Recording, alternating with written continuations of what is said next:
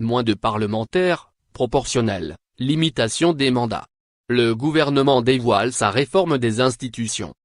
Baisse du nombre de parlementaires, dose de proportionnel, limitation du nombre de mandats dans le temps, inscription de la Corse dans la Constitution, accélération du rythme parlementaire. Les points chauds sont connus et donnent lieu à un bras de fer en coulisses. L'exécutif a découpé en trois sa réforme. Lire aussi. L'exécutif va abattre ses cartes sur la réforme des institutions. Jusqu'au dernier moment, les discussions se sont poursuivies côté exécutif comme chez les Républicains, LR.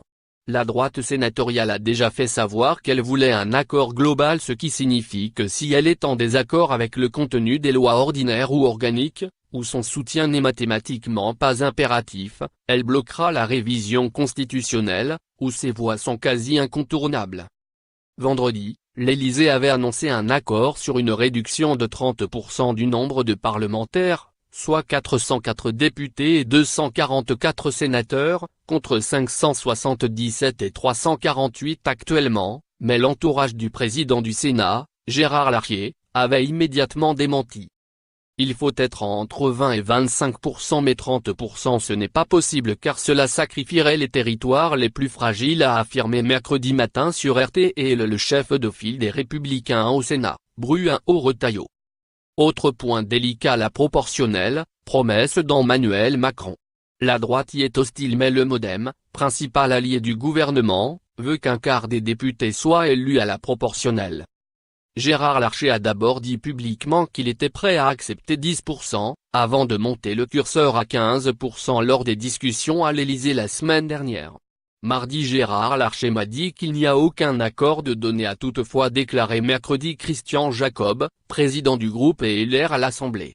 Il n'y a pas de dose acceptable, on n'est pas des marchands de tapis, a-t-il ajouté.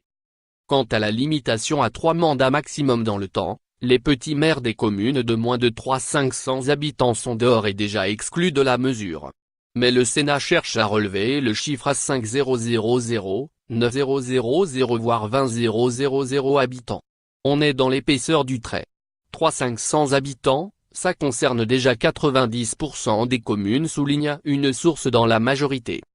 Autre question épineuse mais cruciale, la mesure s'appliquera-t-elle au mandat en cours? Une application rétroactive risque d'être anticonstitutionnelle.